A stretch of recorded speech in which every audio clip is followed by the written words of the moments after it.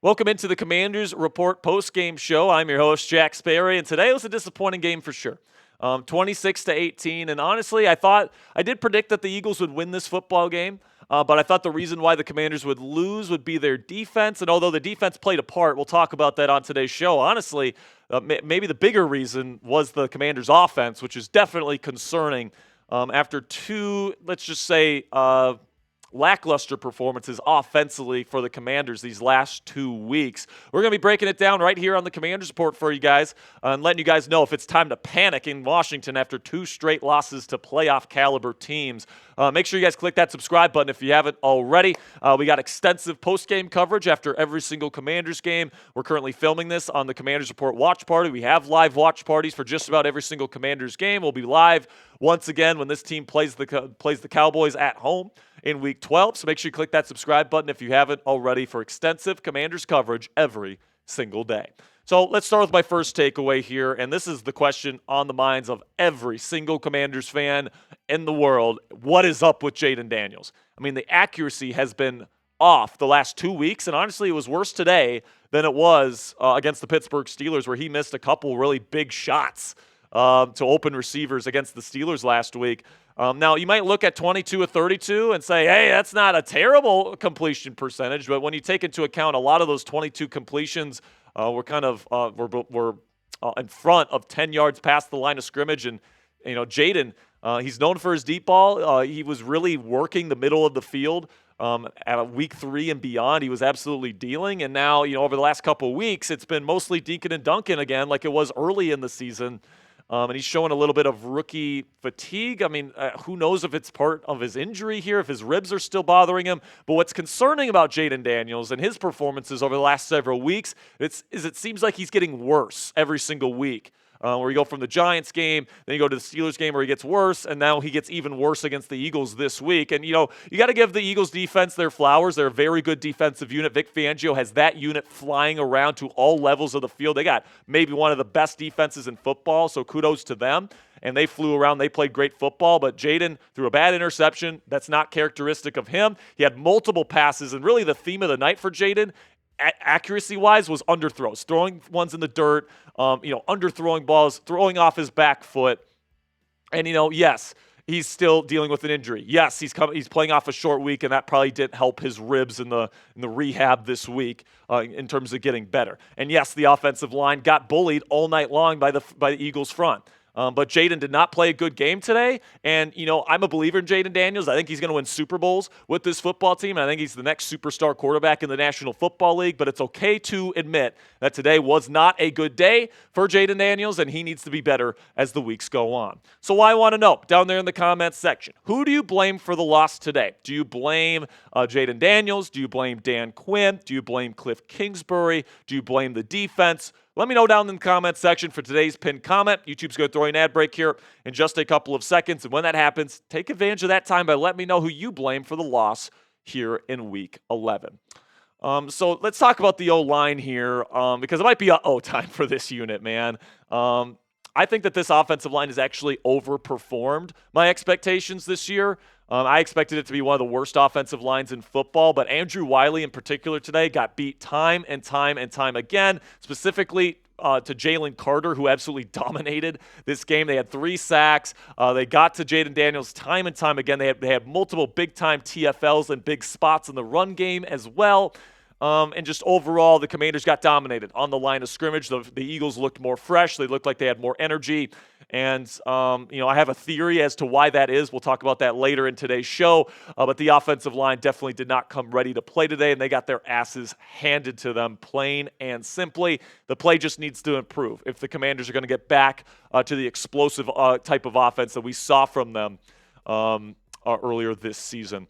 So before we get into the rest of my takeaways here after this Week 11 loss on Thursday Night Football, let's have a word from our sponsor here at Prize Picks. And Prize Picks is the best place to get real money sports action this football season, all from your phone. Join over 10 million users and sign up today. Prize Picks invented the flex play, which means you can still cash out even if your lineup isn't perfect, which means you can double your money even if one of your picks doesn't hit. Prize Picks puts their members first, so all withdrawals are fast, safe, and secure. And when my picks hit, I can get my money in as quick as 15 minutes. Also, Prize Picks now offers Venmo for quick and easy deposits and withdrawals into your account this sports season. Sign up today and get $50 instantly when you play just $5. You don't even need to win to receive the $50 bonus. It's guaranteed. Prize Picks also offers weekly promotions that can lead to big payouts like Taco Tuesday, where each Tuesday, Prize Picks discounts select player projections up to 25% to provide even more value for your lineup. So unfortunately, I put a little bit too much faith in Jayden Daniels and Terry Mclaurin in my personal Prize Picks projection tonight.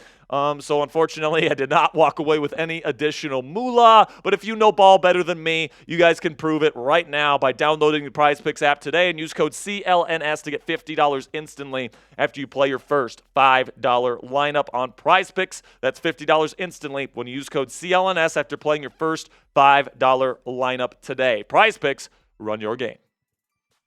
So I think that this game was kind of won and lost on third down specifically on both sides of the football.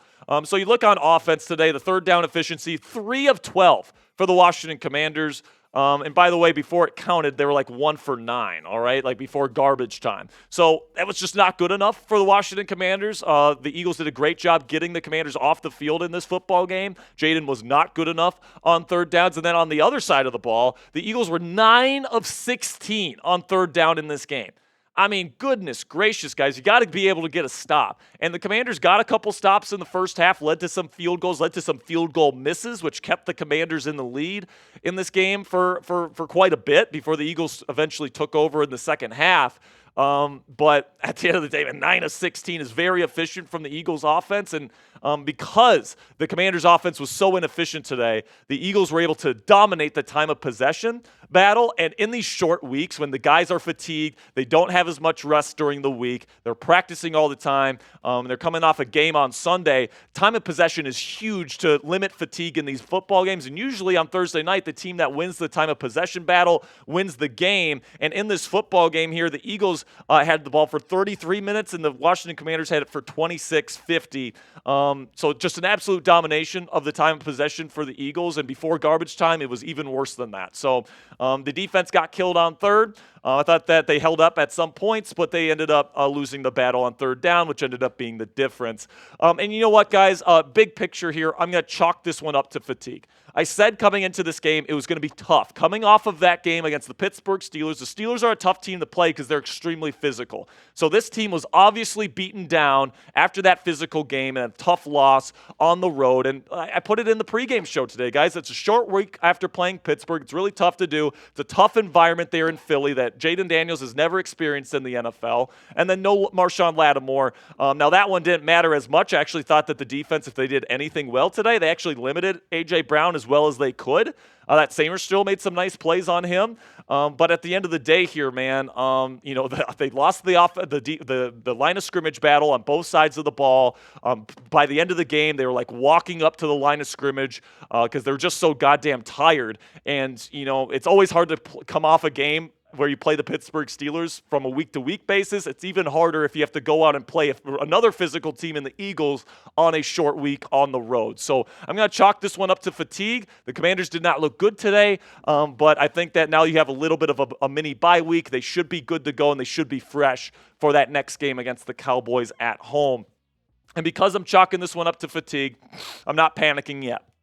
All right, I predicted the Commanders to lose against both the Steelers and the Eagles. These are two very good teams that are going to be in the playoffs, guys. I think that the big concern will come if the Commanders start losing against teams like the Cowboys and the Titans and the Saints, these bad teams that they have coming up on their schedule. There's no reason why the Commanders should not go 3-0 their next 3 games. And then, of course, that bye week's going to be huge in Week 14 to get Jayden fresh again, to get this team ready ready for a final season push. And honestly, when you look at the remaining schedule, guys, the reason why I'm not panicking is because I think they can win every single one of these games. And yes, including that Eagles game. I think when they're more fresh, when they're not coming off a game on a short week after playing the Pittsburgh Steelers and they're playing them at home, I thought that this Commanders team did some things tonight that point to a potential win in Week 16. And honestly, man, I would not be surprised at all if the Commanders go on a run here in the second half of the season because they don't play many good teams. So to